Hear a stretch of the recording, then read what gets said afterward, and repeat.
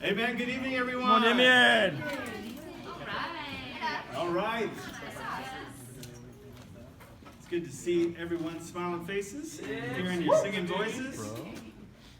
If you have a Bible with you, I'm going to ask you to open it up to the book of Ephesians. All right. Or the letter to the Ephesians, into chapter 2.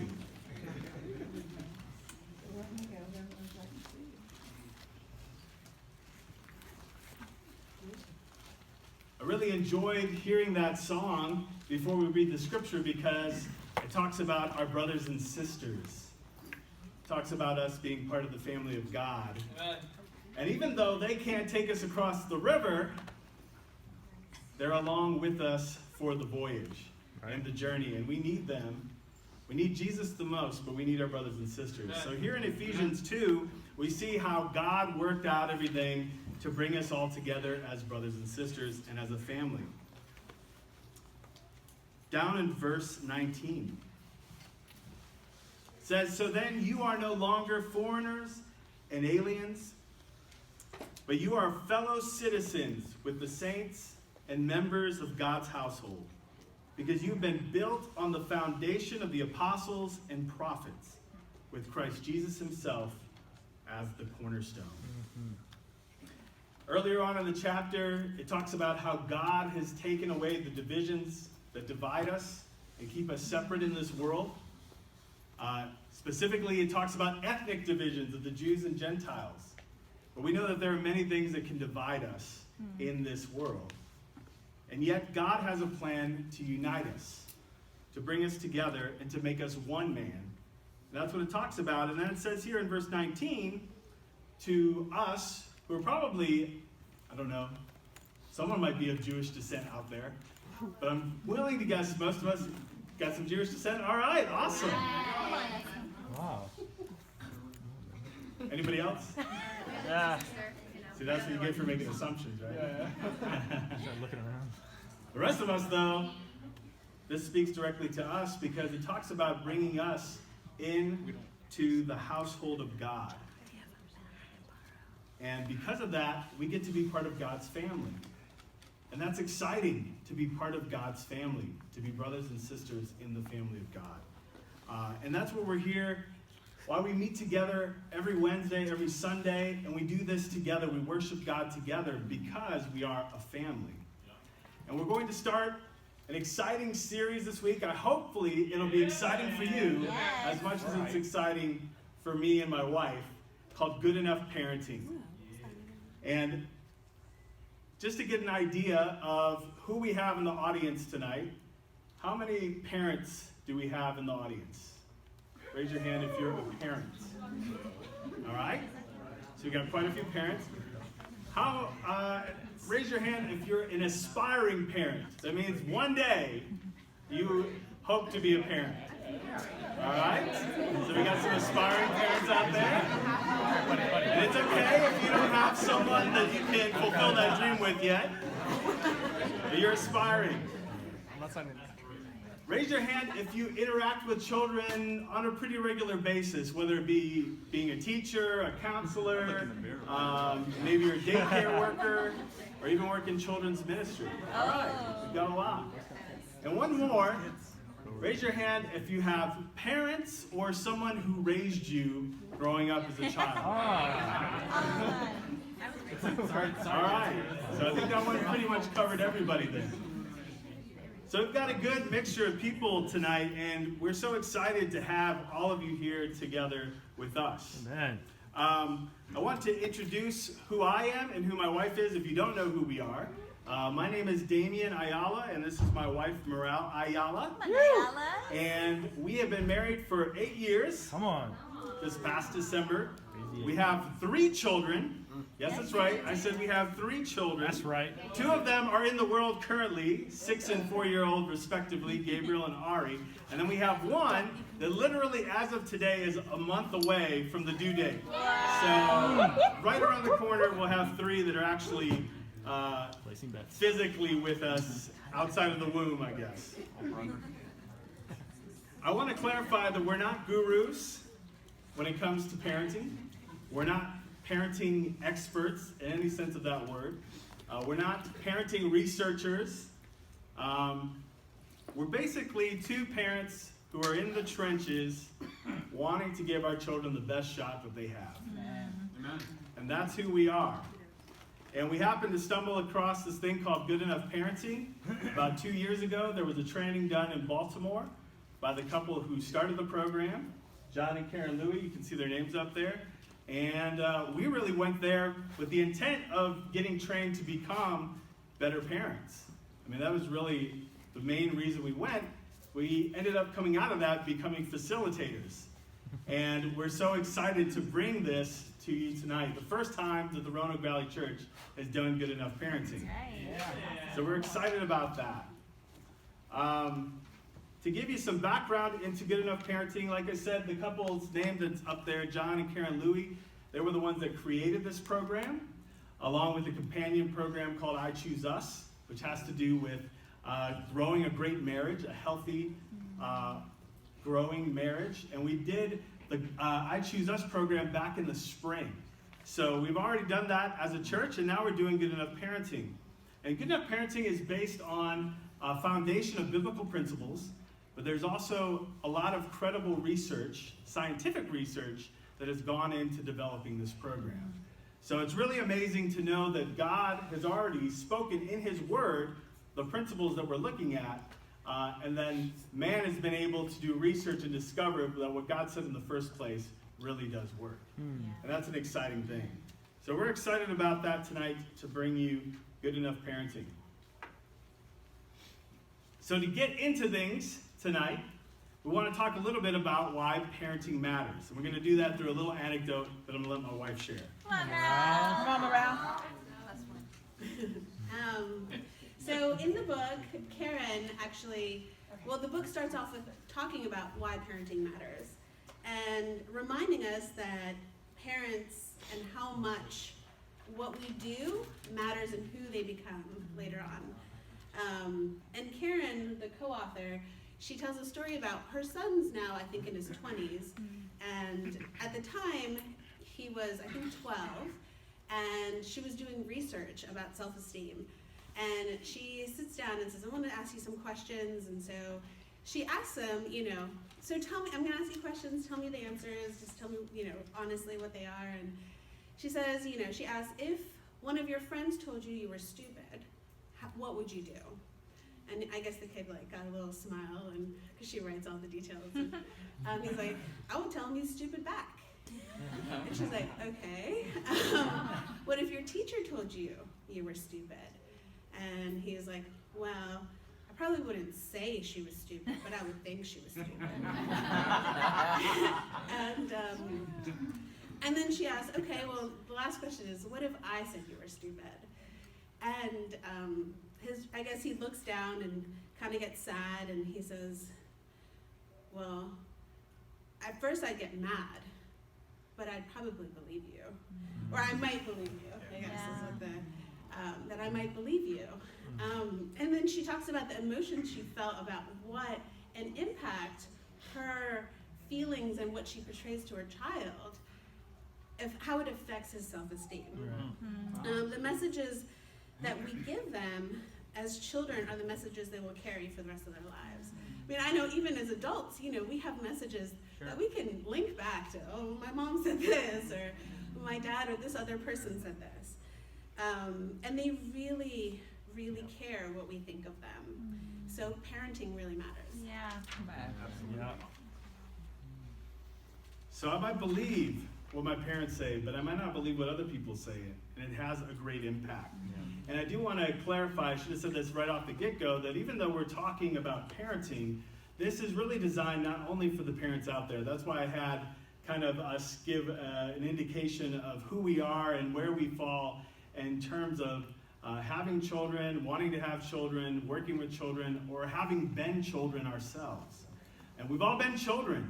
We all have parents, or we've had someone that has raised us in our formative years. And so even if you don't have children this evening, I want you to be able to connect in some way to what we're talking about. You can relate this to your own upbringing. and think about even the relationships that you have with other people as well. We're talking about really important relationship principles as we talk about good enough parenting. And so this is going to apply to everyone. And we'll try to point that out as we go along. But I want to make that point clear. And also, I didn't mention that we have a companion book that goes along with this series. So they created the program, but then they wrote a book. And they took everything that they had done to create the program and put it into a book. And it's a pretty good-sized book. We do have them on sale. And we do encourage everyone that is going to be joining us through the next 6 weeks of the series to buy that book, because we have so much material that we're not going to be able to get to. And so we're going to do our best to give you the best of what we can do in the time that we have. But really, having the book is going to really flesh out even more than what we get to talk about here. So I really encourage you to do that. And we'll reference the book some along the way. So let's jump in to the good enough parenting model. Right. Come on, man. Okay? The good enough parenting model, as you can see there, is based on the interplay of different factors on the outcome of parenting. Here's a little flow chart for those who like flow charts of those different factors that come together. Yeah, I hear the engineer in the back say, yeah, flow chart. Yeah. As you can see here, we've got where we all start off at the beginning of our life in infancy. You know, the bouncing baby boy, the bouncing baby girl that comes out and that we all swoon over and love and, you know, we want to hold and touch. And on the other end of the flow chart, we have the outcomes of, you know, where they're going to end up in life. And so we can see at the end there that we have two potential outcomes, generally speaking, a healthier outcome and a less healthy outcome. And we have two broad paths that get us to those outcomes, generally speaking. We have what is referred to in the book, at least, as the good enough parenting path, which is made up of nurturing interactions. And then we have another path that typically leads to less healthy outcomes, which is exasperating our children, exasperation interactions. Along the way, though, there are other factors that play into that. We'll talk about those in a minute. And even though this, generally speaking, is the flow of things, even if we have a trajectory going towards a less healthy outcome, you can see that down here at the bottom, if we add in some really important factors like community, and we look to repair our relationship and have reconciliation, we can actually change the trajectory of the outcome. So it's not set in stone, but this is a good indication of the way things flow. Oops, went backwards. So Good Enough Parenting is a parenting program, but we're really focused on creating a healthy relationship environment. That's the focus of Good Enough Parenting. And so that starts with the parents, but that starts with the caregivers, the people that are raising the children. But eventually, the community has to be involved in that too. And that's going to be a part of this. We're going to talk about how the community, and specifically from a biblical perspective, the church can actually help to meet what we're going to see are the core emotional needs of our children. So, you know, you've probably heard the African proverb, it takes a village to raise a child. And there is a lot of truth to that. Now, the responsibility, again, primarily falls on the parent and the caregiver. But God has definitely designed things so that the community plays a vital role in the upbringing of the children. And so again, if you're just someone who works with the children in the children's ministry, you play a vital role in helping to meet the needs that the children have. Amen. Thank you. And that's really important. We applaud you for being a part of that ministry. Yeah. So the relationship environment, this is what it looks like.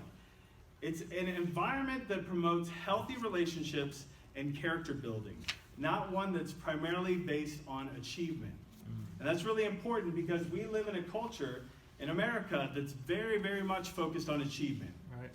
And everything else, as far as institutions go, are focused on achievement, whether it be school or it be the work environment. It's all about being the best. Right. Okay? But in this case, when we're talking about a healthy environment, a relational environment, we're looking at building healthy relationships and promoting the building of character. So what can get in the way of this, though? Subtle and unintentional mistakes. You know, we're going to look at some of the mistakes that we can make today. Tonight, that's one of the things we're going to look at. And it's important, though, to recognize that a lot of these mistakes, and most of these mistakes, are subtle and unintentional. Subtle, because we don't even recognize sometimes that we're doing it or making it. Unintentional, because we really are trying to do our best. We really are trying to raise our children the best that we can. And I want us to see things that way. Even as we look at some of the things that we can do that aren't so great, I want us to see that we have great hope. And that we're not lost just because we've made some mistakes along the way. Yeah, amen. There's always an opportunity to change, and we know that even so much from the Bible that we have an opportunity to change the trajectory of our lives and the lives of others. But we do make mistakes. Yeah. Hence, good enough, not perfect. Amen. Creating a relational environment such as the one that builds character and builds healthy relationships can be counterintuitive. You know, it's not always intuitive to meet emotional needs.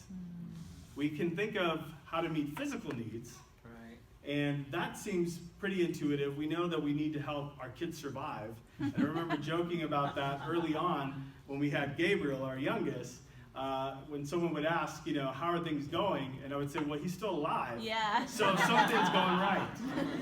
And that's true. So we got to keep our kids alive. There is a need for that and to meet those physical needs. But we have to see that the emotional needs are just as important. But it can be counterintuitive, and that's okay. Most of us can start from that place, quite honestly. So, along with that, sometimes we just don't know. Right. And we need training. Yes. Hence the reason why we're doing this. And hence the reason why you're here probably. If you're visiting with us and this is not typically what you do on a Wednesday night is come out here to the Quality Inn and you're with us. I'm hoping that that's why you're here. It's because you see that there is a need for continual training in being a parent. Continual training in being relational in general. Again, for those who aren't parents, it's just part and parcel to having good relationships with other people. So hopefully along the way you'll see that. So the good enough parenting model, again, we have this interplay of these different factors on the outcome of parenting. What we're going to do here is take a little quiz, and then you get to watch a movie. All right. There's a little bit like Family Feud here. It's a fill in the blank. So according to a study of nearly 400 families, and here it is, the best gift a father can give his children is blank. Just yell out some. Love their mother. What's that? Time. Time, okay? Love their mother. Love their mother. Any other thoughts? Love. Love. Anybody else have any other guesses? The keys to the car. Values. Okay? Drum roll, please. The answer is to love their mother. You got it, brother? I wish I had a candy bar or something for you, but I don't. Yeah, the best gift that a man can give to his children or a father can give to his children is to love their mother. And I'm going to have Morale come up, and she's going to introduce a movie clip for us. Yeah, So your marriage absolutely affects your parenting. So we're going to look at a clip from Catch Me If You Can. I don't know if you guys have seen that movie, but it's actually based on a true story. Did you find it? No, you guys can remember. It's based on a true story, and actually Leonardo DiCaprio and Tom Hanks star in it. And it's about a boy who, at the age of 16, for 3 years, lived a life of a con man. And he stole millions of dollars, and eventually was caught in France, and was sentenced to solitary confinement for 12 years. And the scene that we're actually going to look at, we're going to look at two. This first scene, it's at the beginning of the movie, and it's right before he turns 16. We see his family celebrating Christmas together. And the happy family is decorating the Christmas tree, and the father is retelling the story of how he met his wife. He's met his mother. And you just see him like eating it up, you know, enjoying this time with his family. All right.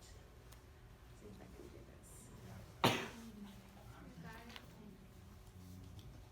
this. Better dance with Daddy. Hear that, Daddy? Like fun. The girls don't know what they're in for. Show them the dance you were doing when we met. Oh. The people in that little French village were so happy to see Americans. They decided to put on a show for us. So they crammed 200 We know the songs story, Daddy. into a tiny social hall, and the first person to walk on stage is your mother, and she starts to dance. You know, it had been months since we'd even seen a woman. Here's this blonde angel. Blonde bombshell. And the men are literally holding their breath. Holding their breath for you. Hear that? And I turned to my buddies and I said, I will not leave France without. and I didn't.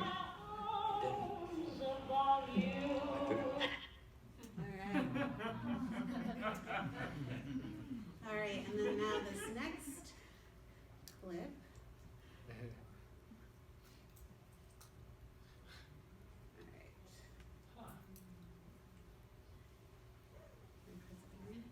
Nope.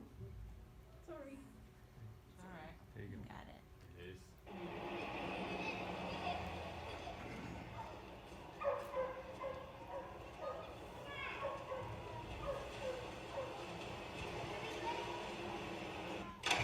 And this sets the scene for the rest of the Mom, movie. home.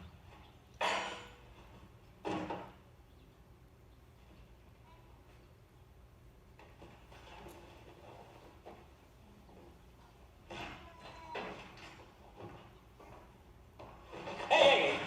You stay away from me, you hear me? You stay away from me. I don't know who you are, but if you ever come back here again... Frank, calm down, will you? I'm Dick Kesner. I want you to leave your things here. Follow me into the next room, okay? They're all waiting for you. You don't have to be scared. I'm right here, Frank. I'll always be here. But there are laws. Everything in this country has to be legal. So what we need to do is make some decisions. That's what Mr. Kisner is here for. Well, many times these decisions are left up to the courts, but that can be very expensive, Frank. People fighting over their children. Nobody is fighting. You get me, Frank? Nobody is fighting. Mais ça, c'est les candélabres que je t'ai donnés quand t'es marié. Je te les ai donnés quand tu t'es marié, puis après, on continue non, voir. c'est pas le moment. Je les reprends. Non, c'est pas le Je moment. les reprends. You remember your grandma? F, she arrived this morning. Tu avais envie que tu es beau, que tu es beau. Moi, je me souviens de toi, tu étais si petit. Allez, maman. Non, maman. Do you understand?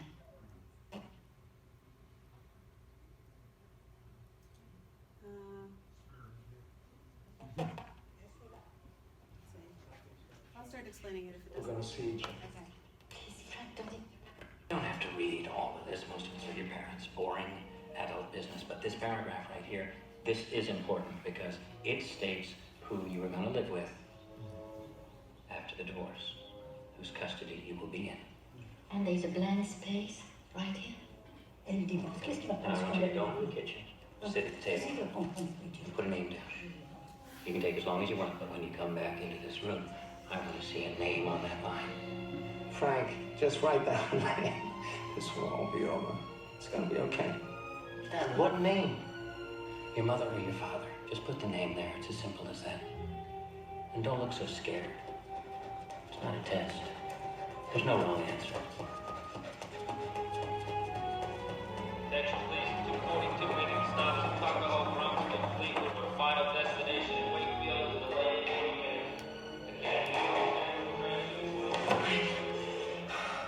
One ticket to Grand Central, please. That'll be $3.50, sir. It's okay if I write you a check. That's how it starts. So he was so scared. I mean, if you can think about it, you're not thinking he's 16. It's sometimes hard to remember he was 16. Yeah. He's playing a 16-year-old boy. And he never can come back home again. I think later on in the movie, there's only one other time that he actually sees his dad. And the shock of his parents' divorce led him to do so many just terrible things.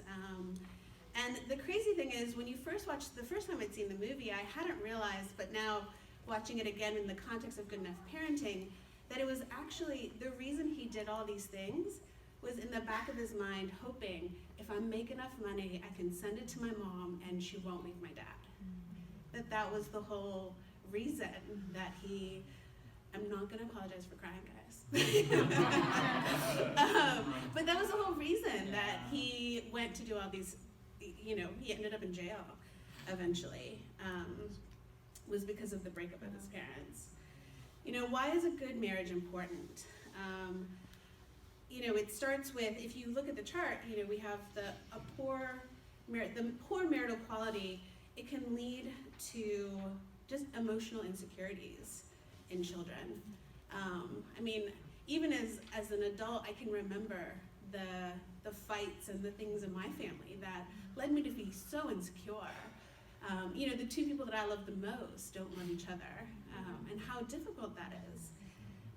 And it can lead to poor parenting quality. Have you ever tried parenting your kid after you're in a fight with your husband? Usually it's not good. They get the short end of the stick. And unfortunately, it leads to negative psychological and emotional outcomes in our children. So before you even think about being a good parent, it's important that you have a healthy marriage. And which is why we, I can't even remember if you introduced this book in the beginning, but it's a companion book to this called I Choose Us, and it's all about marriage and having a healthy marriage. And so if you're interested or curious about this, have questions, you can ask us. We've actually done it as a church, so you can ask whoever brought you as well. And so many parenting models don't start with marriage. They just go straight into the things that you need to do. But it's so important that we focus on that as well. And it's going back to the model. It says poor marital quality. It's not even just because we all have fights. It would be not a real marriage if you guys never fought. But it's the repetitive nature of fighting, and the unresolved issues in our marriages or in our families. Actually, studies have showed that resolved fights create positive outcomes in children, because they learn, they learn how to fight, they learn how to resolve, and they learn how to forgive,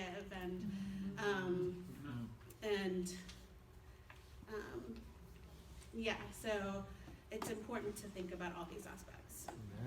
Right. Absolutely, and I just want to put a disclaimer out there too, that as we're showing how important marriage is to parenting and the upbringing of children, and how I'm sure important your parents' marriage was in your lives, that it's not impossible for a parent that isn't married, is a single parent or divorced, is not able to raise their children successfully. Right. So I just want to put that out there, that this is clearly a factor that does affect your parenting quality if you are married, but we know plenty of single parents that have successfully raised their children in a healthy way. And it is definitely a lot harder to do it when it's just you. You have to take on a harder role. And so, in that there is sometimes more work involved, but it is possible. And so we don't want to discourage anybody who's in that position to think that if I don't have someone joining me on this journey, that I won't be able to successfully do it. The other thing to say about that is that's where the community comes in. And that's why the community is so important. And the family aspect of the community is so important, because we do need support. Yeah. Even though you can do it on your own, it's a lot easier when you have support.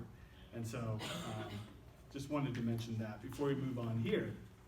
So there are other aspects to why we behave the way we do.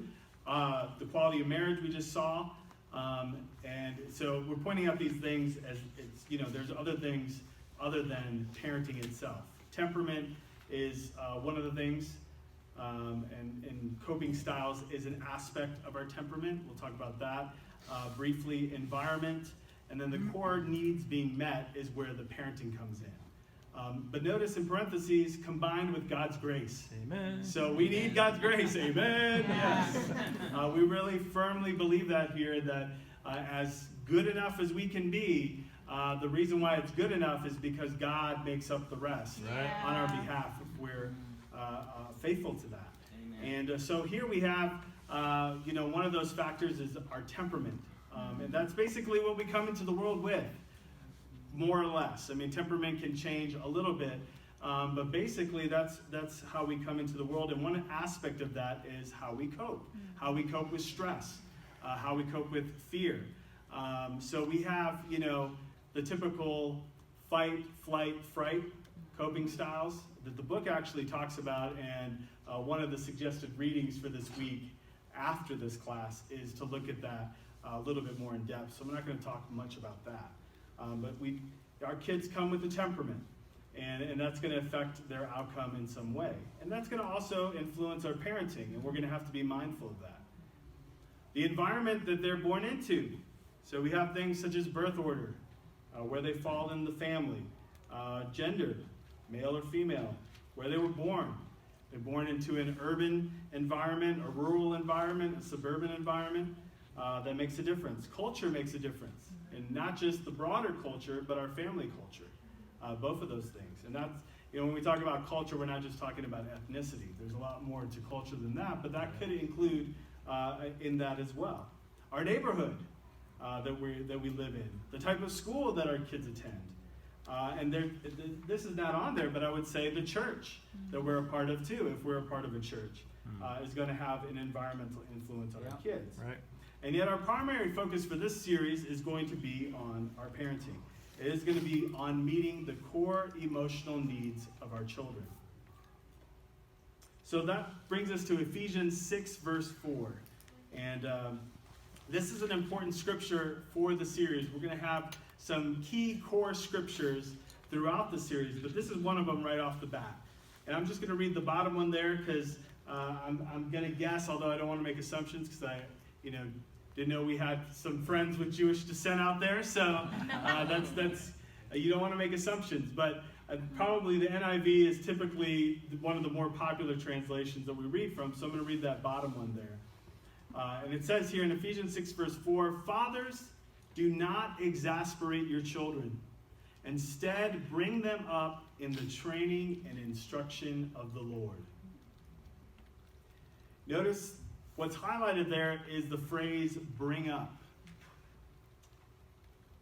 That same word is also found in a passage about marriage.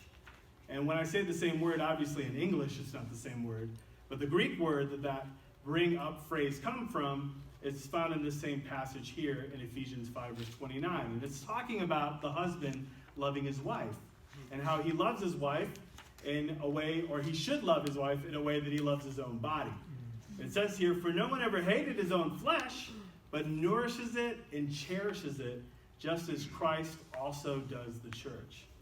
Now you see there, the word nourishes is highlighted. And that's because that is the same Greek word, or the word in the Greek that's translated nourishes here is the same word that is used to translate bring up in the previous verse we looked at in Ephesians 6, verse 4. When we think of this passage in Ephesians 5, verse 29, where Paul says we take care and nourish our body, we can surmise that it's not just about, or it's not primarily about meeting wants, but about meeting needs. We all know that kids have wants. We were kids once too, so we all had wants. And in some ways we're just big kids and we still have wants, right?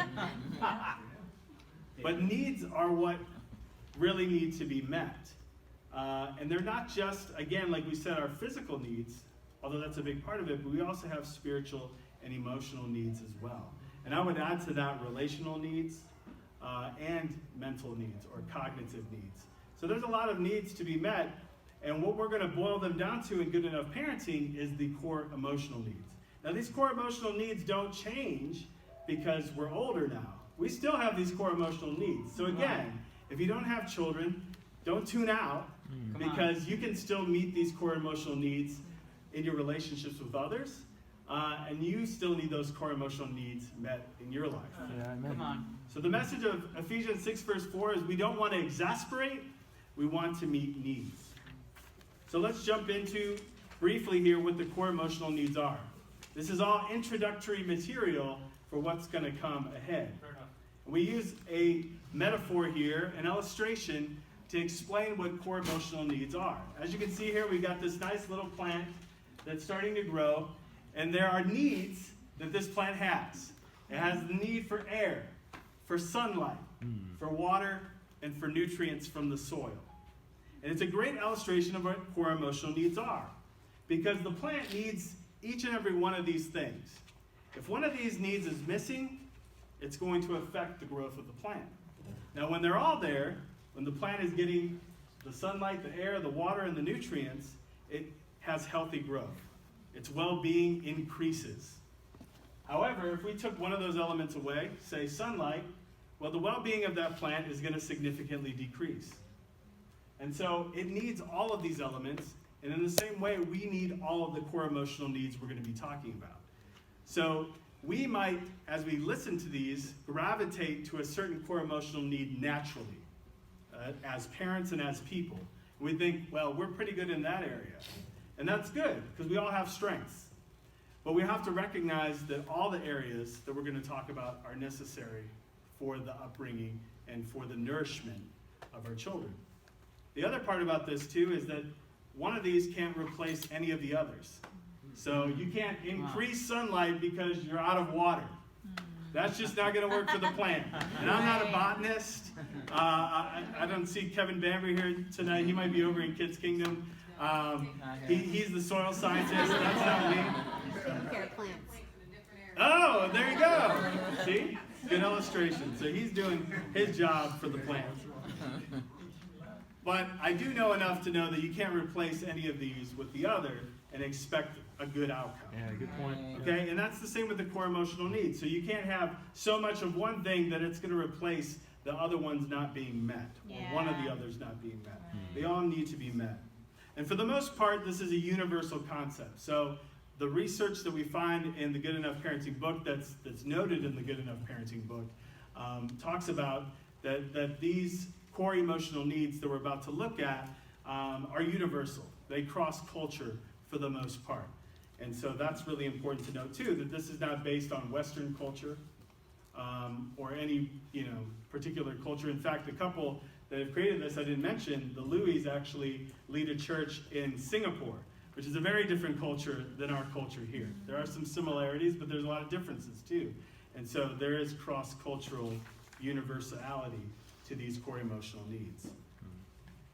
So the core emotional needs are required in order to have healthy growth and not to hurt others or ourselves.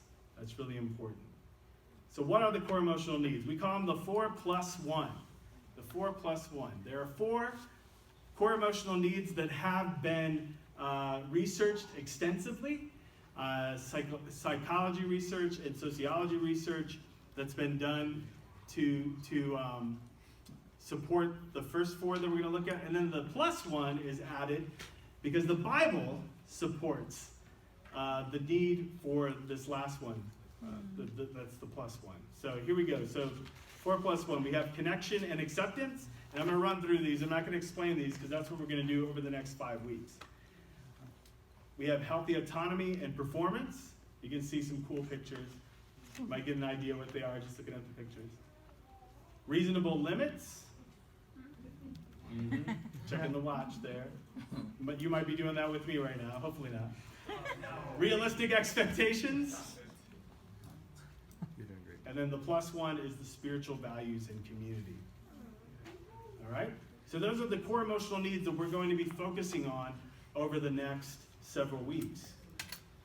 So tonight, we want to focus in on another aspect of Good Enough Parenting that's very important, and that's what happens when the core emotional needs are not met. So the most of the series is going to be about how we meet the needs, and that's what we really want to spend the most amount of time on. But, we always have to look at what the reality is And God, helps us do that in the Bible a lot. He wants us to see where we can be at and where he wants us to be and where we can go. But he also gives us a reality check on where we are and where we begin at. Right. And that's okay. That's the reality, that sometimes these core emotional needs are not being met. And when that happens, as we see here, our children feel exasperated and discouraged. And that's where we're going to get into what we call exasperation interactions. But before we get to that, really briefly, this is something that we're not going to be able to spend time on in class. So I really want to encourage you again to get the book, because we're not going to be able to cover what happens when the children feel exasperated and discouraged, or we as people feel exasperated and discouraged. What happens is these life traps or maladaptive schemas are formed. And that might be a big word. You might be thinking, what in the world is that? So here's a very simple explanation of that. But like I said, the book is going to flesh it out even more. Life traps are deeply entrenched beliefs about ourselves and the world in which we live in.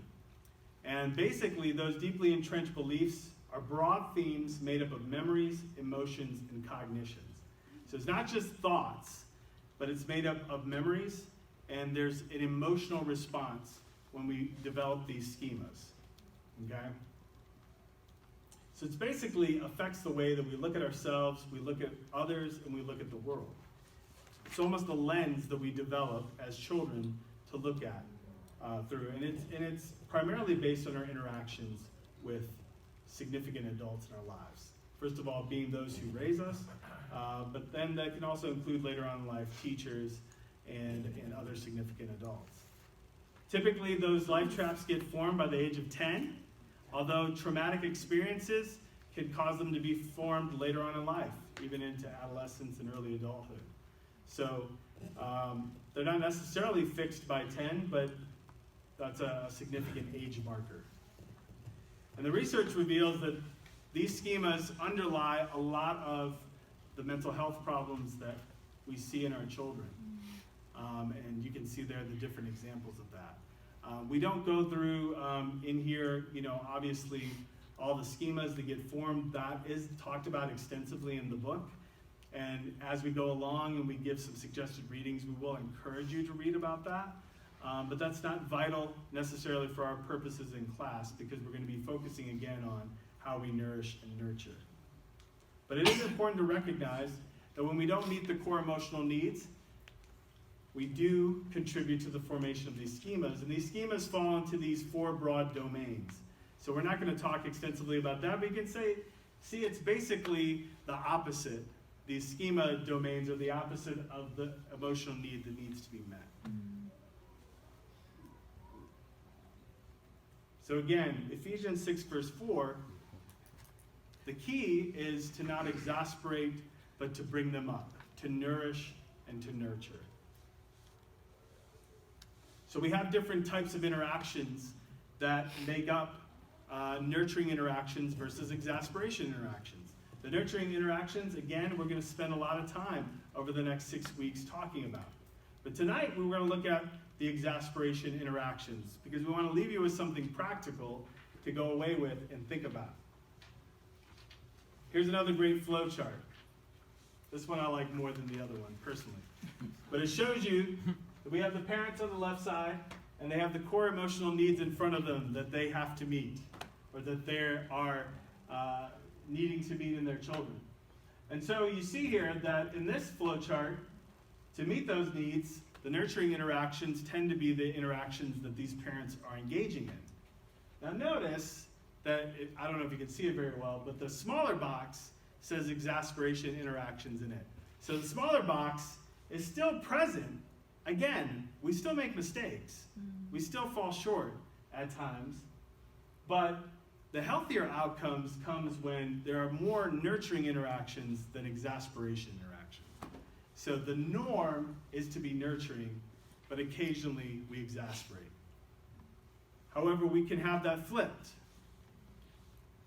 And when it's flipped, the nurturing interactions are far and few between, and the exasperation interactions are basically a lifestyle. That's kind of the norm for the family. And then you can see the fractured outcome of that being the primary way of parenting. And so we have these two broad paths that we can take. We're going to look at the exasperation interactions tonight, but there is hope. So as we go through the exasperation interactions, I really want to encourage you to see it not as a downer, if you relate to any of it, and we'll try to relate how we relate to them so that you're not alone in this, but see it as a way to recognize that there is great hope. And that's what we're going to be focusing on, is the hope over the next 5 weeks of nurturing interactions, meeting the core emotional needs. So this is a quote that I think is very powerful. It's by a man named David Elkind, who is a psychologist. And in one of his books, he wrote this: "In effect, adolescents pay us back in the teen years for all the sins, real or imagined, that we have committed against them when they were children." Wow. It's important to note the real or imagined there. Yeah. Because, again, we may be trying our best as far as we know how. And yet, Come on, bro. we can still be falling short of meeting their needs. Yeah. And so that's why we need training like this. That's why we need to bring it to the forefront to really be able to focus on it. Some of you with teenagers or have had teenagers may be able to relate to that. I'm at the other end of the spectrum. Yeah. I have that to look forward to. So that is a good warning sign for me. Yeah. So I'm very cognizant of that quote. So again, before we get into the exasperation interactions, I just want to make clear that we're all going to make mistakes. And so as you hear about these different interactions, the ways that we can exasperate our children, and I don't think we've actually defined what that means. That means basically we frustrate our children in some way. That's another way of thinking what exasperation means. That's going to happen, but we want to try to avoid the lifestyle. We want to try to avoid the big block that was in that one flow chart, right? And so with that, I'm going to have Morale come back up, and she's going to start giving us the exasperation interaction. Come on, Morale.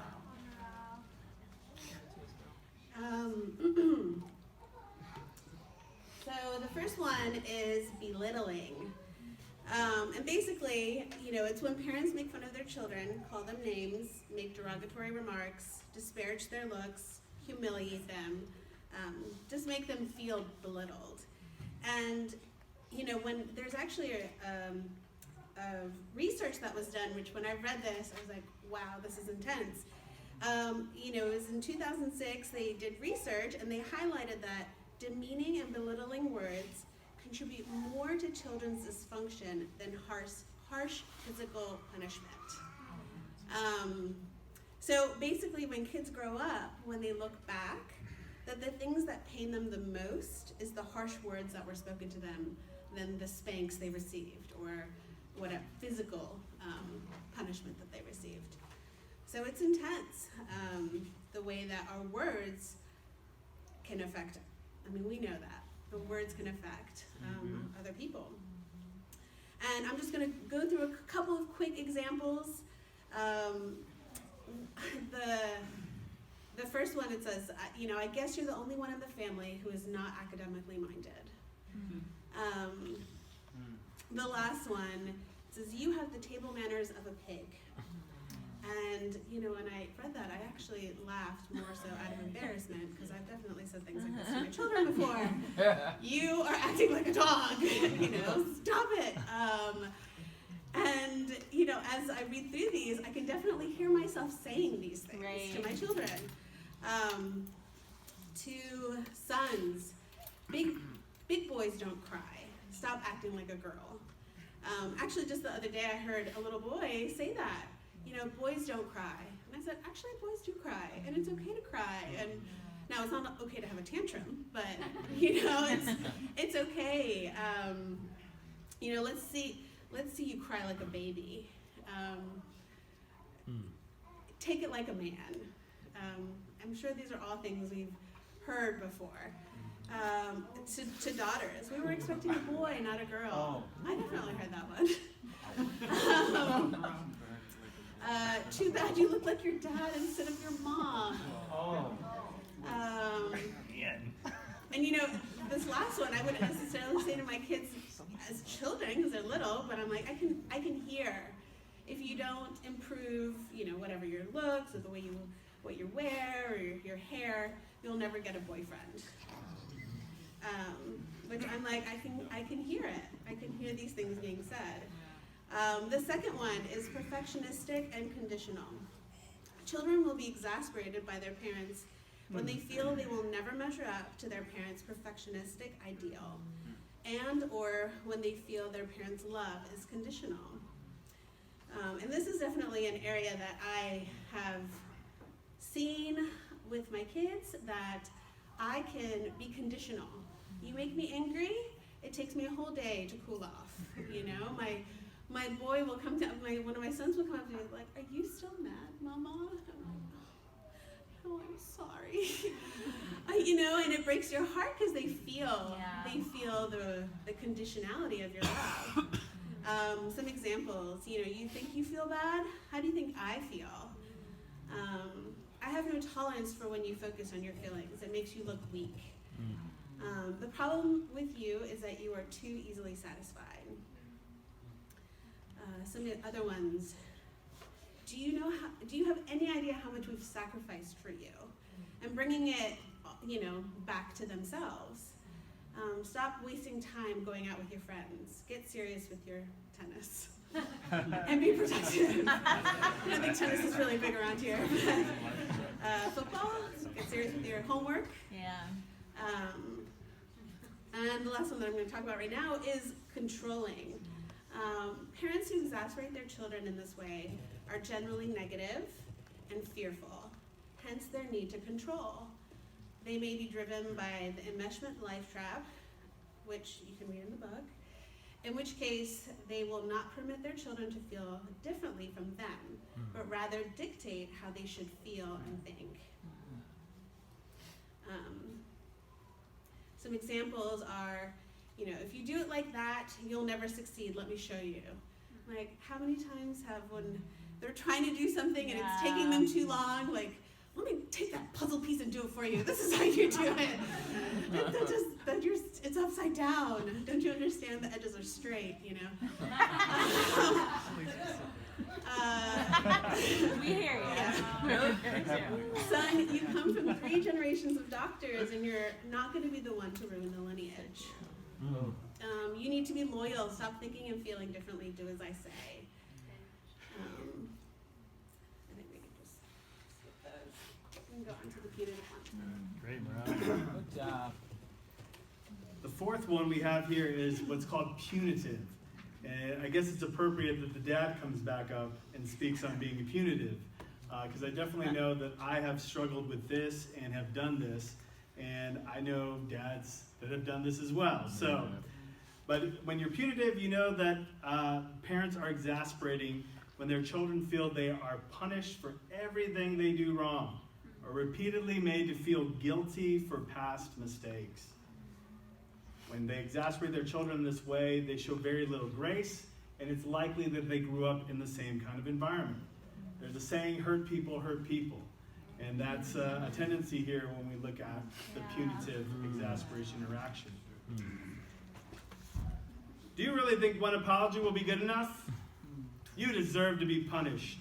It is the only way you'll learn. If you're not going to change, then I'm not going to communicate with you about this anymore. Stop crying and get happy, or else I will spank you now. This one hit me in the face.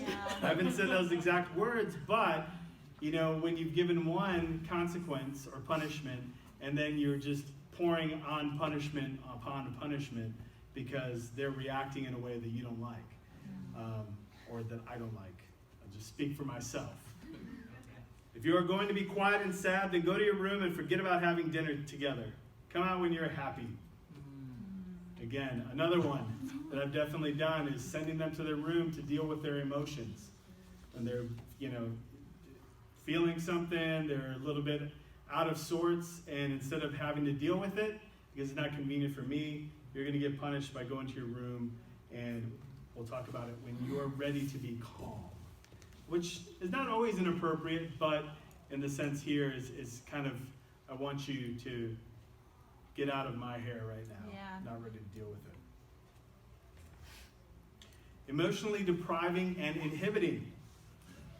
Parents who fall into this type of interaction either neglect their children emotionally or do not like to or do not know how to talk about hard issues.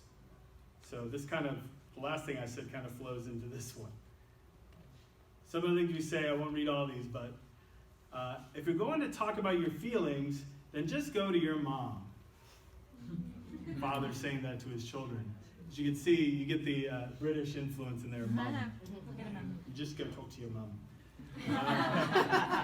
Nice. Take life as it comes. Life is like that, unfortunately. These things happen.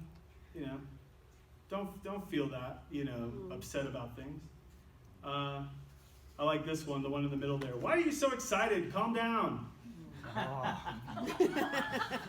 When they're trying to just be kids and run around and have a good time, and we're telling them to calm down.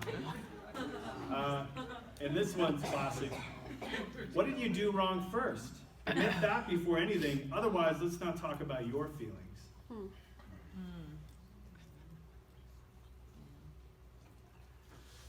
Dependent and selfish. This one has several layers to it. But one way that parents can exasperate in this way is children grow up feeling that they're being forced to handle more daily responsibilities than would be expected for their age. They feel like the parent dumps things on them, relies on them for support and understanding, deceives them, or betrays them. They feel that a parent used them, this is later on in life, to satisfy his or her needs, was moody, unpredictable, undisciplined, and quite possibly an alcoholic, or I would add probably a drug addict in there as well. Possibly even feeling that their parents seem to get pleasure from hurting people. This kind of exasperation could also occur if one parent died or left the house permanently when the child was young. It can also occur in the case of a parent being unusually structured and rigid, preferring everything neat and tidy to any kind of change. So the expectation that the child is basically a co-adult with you, whether they're relying on you or they're just expecting you to be at the same level as you are. This is a parent saying this to maybe another parent. Look how smart my 6-year-old is. She can iron her own clothes, make breakfast for her little brother, and she's only in the 1st grade. Looking for kudos. I know you're a child, but you need to support me because you're strong. One at the bottom. I need you to take care of the house and your younger siblings. I have to focus on my career. Plus, I need a life too.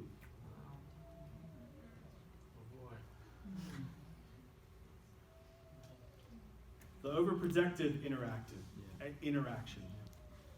The classic helicopter parent. Parents who are overprotected become excessively worried about their children for the smallest of issues. They create scenarios that are unrealistic and convey as much to their children, or at least react in such a manner that would be obvious that they are overreacting. So some examples. I can't believe that your friends hurt you. Who do they think they are? I'll deal with them. Give me their phone numbers. Or maybe you could insert, what did your teacher say to you? Oh, I'm going to give her a call. Sorry. I mean, there is humor in there. It's okay to laugh at ourselves. It's humor. It's where all comedy comes from, right? Laughing at ourselves. Yeah. I don't want you to play sports because you'll hurt yourself. How about joining the reading club?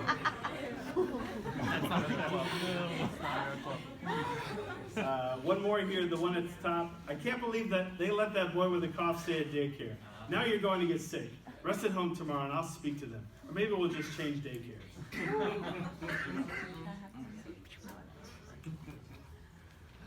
want to come back up? Yeah. All right, we're coming in for a landing, guys. Come on, great stuff. So pessimistic. Children become exasperated when they repeatedly hear that the glass is always half empty, not half full. If you were to ask the parents why they were being negative, their first reaction would be that they don't want their child to be unrealistic about life and make mistakes. Some examples of pessimistic statements: don't admire anyone, they will end up disappointing you. I'll skip. And it's dangerous to talk about feelings, so let's not do it. This world is a sick place, so don't expect to be happy.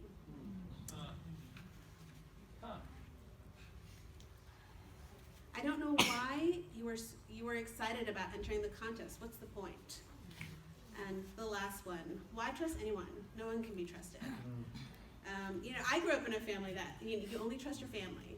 You can't trust anybody else out there. And it really does, it actually took me years of being a disciple, being a Christian in a healthy church community to realize I can trust people, especially other Christians. Overly permissive. Parents who are overly permissive for different reasons. We exasperate when we are overprotective, but we also exasperate when we're overly permissive. And some are just not available or too busy doing their own thing. Sometimes the parents feel guilty for not getting involved with their children, so they overreact by not expecting the kids to respect boundaries or learn proper discipline. They are not there to talk about the difficult issues that their children are going through. Eventually, children do not feel guided by their parents. And here we have a bunch of statements about that overly permissive parents say, but then a lot of times it's also that overly permissive parents don't say anything. They allow a lot of things to happen. Sorry, I'm too busy. You need to learn to deal with your ups and downs yourself. You're almost a grown-up. If you're feeling angry, just let it out, then you'll feel better. I'm sorry you feel that way. It's my fault. I'm a lousy parent.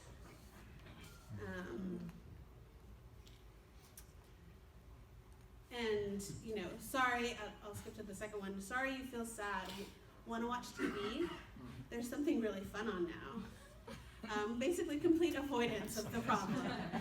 And I will say, I don't do this for my children, but I do this for myself.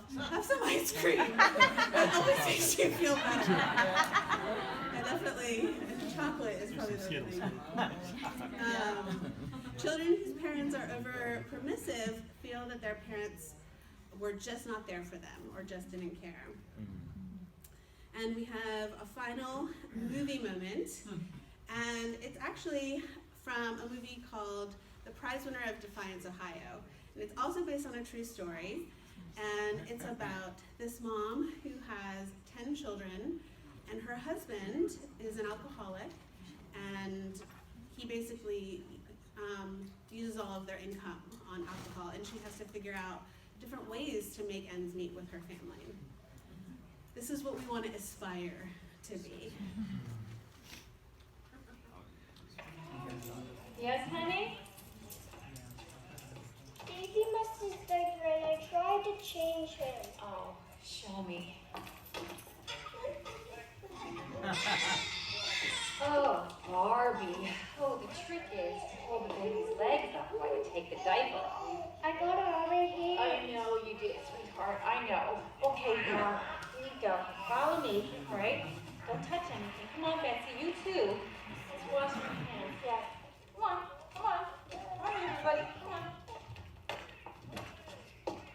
Okay, put your hands under the faucet.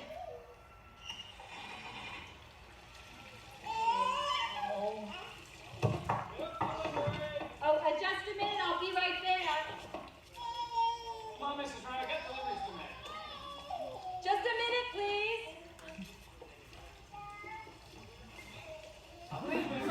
No, you aren't.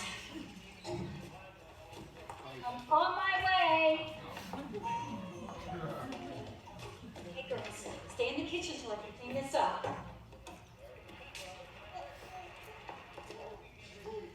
You know that I got a schedule to keep, Mrs. Ryan. I know you do, Ray. What a life you lead. $3. I'm a little short this week. Can I have you the rest? I already got 3 other families on credit this week. You know I'm always good for it. I'm not a bank, you know. Well, perhaps you could start charging interest. Okay, now don't get smart with me, Mrs. Ryan. Smart people know the budget they're spending. You're absolutely right. Yeah, I know, and that's why I don't have a problem paying my bills. Hello, Vernon. Do you have anything for me today? You want something in life, you gotta pay for it. It's as simple as that. Here you go, Miss Ryan. Hold on.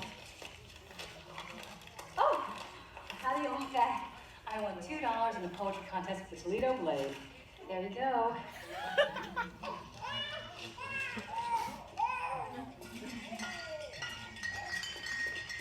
There he goes. Yeah, you want the money? I'm sorry I made such a mess, Mommy. Oh, well, actually, honey, if I got in the door and accepted, then the milkman would have left before the mailman arrived, and we wouldn't have had any milk for our dinner tonight. So there you go. It was all meant to be.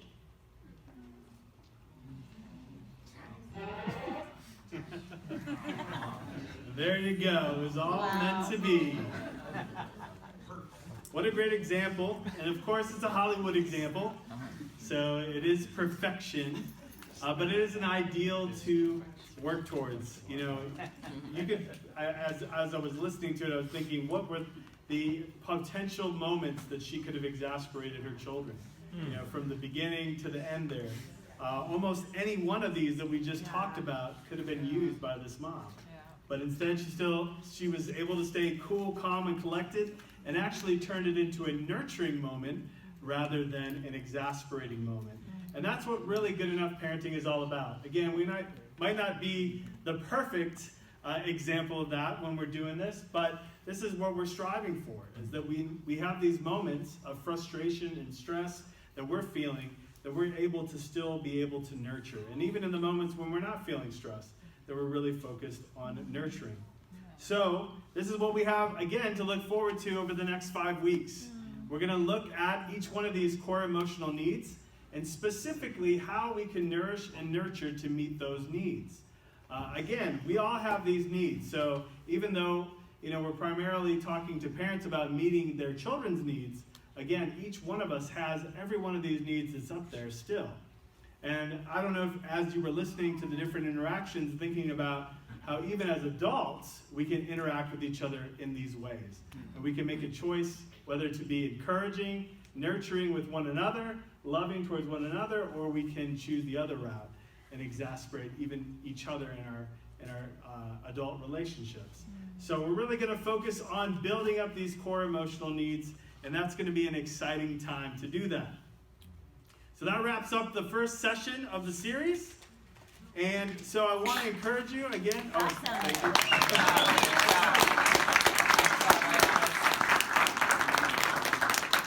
I want to encourage you again, if you don't have a copy of the book, it'd be great to have it.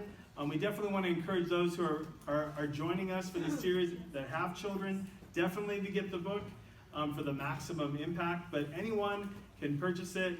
They're in the back. Jen and James Schultz are running the book table for us, so to speak, over the next several weeks. So they're the people to see. And then the other thing that I didn't mention at the beginning, we have an email list at the back of the back there. If you're not a member of the church and you're not on our church listserv, or you might be a member of the church and you're just not on the listserv, and you want to be able to get the questions and suggested readings to kind of take this information and make it practical, then please put your email on that sheet in the back there. If you're on the listserv, you're automatically going to get the email. And what's going to be included in that is the PowerPoint without the videos, so you don't have to worry, we're not going to send you this huge file.